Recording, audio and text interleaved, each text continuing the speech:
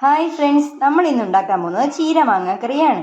അതിനായി ആദ്യമേ തന്നെ ഒരു കെട്ട് ചീര ഇതുപോലെ നമ്മൾ അരിഞ്ഞു വെച്ചിട്ടുണ്ട്.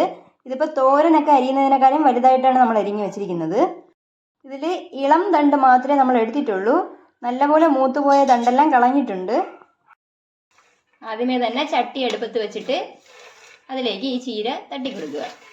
ഒരു പച്ച മാങ്ങ ഇതുപോലെ കട്ട് ചെയ്ത് വെച്ചതും കൂടി ഇതിലോട്ട് തട്ടിക്കൊടുക്കുക. ഇനി അതിലേക്ക് 1/4 ടീസ്പൂൺ മഞ്ഞൾപ്പൊടി,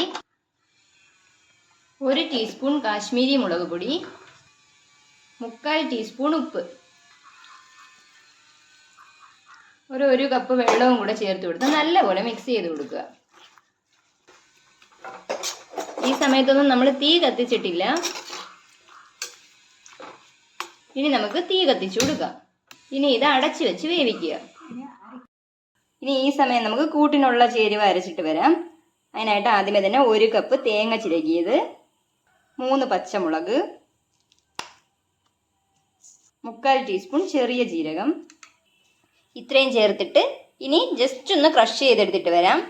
വെള്ളം ചേർക്കണ്ട, ജസ്റ്റ് ഒന്ന് ക്രഷ് ചെയ്താൽ മതി, ചതച്ചെടുത്തിട്ട് വന്നാൽ മതി. ഈ ഒരു അളവിൽ ചതച്ചെടുത്താൽ മതി.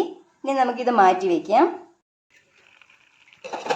നമ്മളിപ്പോൾ ഒരു 1/2 ടീസ്പൂൺ ഉപ്പും കൂടെ ചേർത്ത് കൊടുത്തിരിക്കുകയാണ്. മാറ്റി വെച്ചിരുന്ന കൂട്ട് തട്ടി കൊടുക്കുകയാണ്. നല്ലപോലെ മിക്സ് ചെയ്യുക. തേങ്ങയുടെ പച്ചച്ചുവ മാറുന്നത് വരെ നമുക്ക് വീണ്ടും അടച്ചു വെച്ച് വേവിക്കാം. നല്ലപോലെ തിളച്ചിട്ടുണ്ട്. ഇനി നമുക്കിതിലേക്ക് 2 ടേബിൾ സ്പൂൺ തൈര് കൂടി ചേർത്ത് കൊടുക്കാം. നല്ല പുളിയുള്ള മാങ്ങയാണെങ്കിൽ പുളി ഇല്ലാത്ത തൈര് വേണം ചേർത്ത് കൊടുക്കാൻ. നിങ്ങൾക്ക് വേണമെങ്കിൽ നല്ലപോലെ വെള്ളം വറ്റിക്കാം. അങ്ങനെയാണെങ്കിൽ ചോറിൻ്റെ സൈഡ് ഡിഷായിട്ട് ഉപയോഗിക്കാൻ പറ്റും. അതല്ല കറിയായിട്ട് വേണമെങ്കിൽ ഇത്രയും വെള്ളം വെച്ചിട്ട് തന്നെ നമുക്ക് ഓഫ് ചെയ്യാവുന്നതാണ്. ചട്ടി ചൂടാക്കി കുറച്ച് വെളിച്ചെണ്ണ ഒഴിച്ചു കൊടുക്കുക.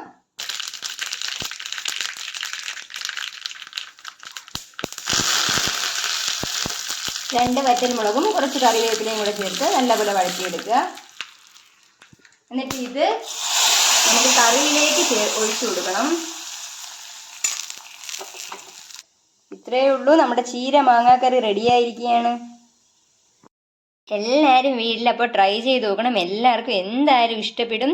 ഇഷ്ടപ്പെടുവാണെങ്കിൽ ലൈക്ക് ചെയ്യണം, ഷെയർ ചെയ്യണം, കമൻറ്റ് ചെയ്യണം, സബ്സ്ക്രൈബ് ചെയ്യാൻ മറന്നു പോയിട്ടുണ്ടെങ്കിൽ സബ്സ്ക്രൈബ് ചെയ്യണം. താങ്ക്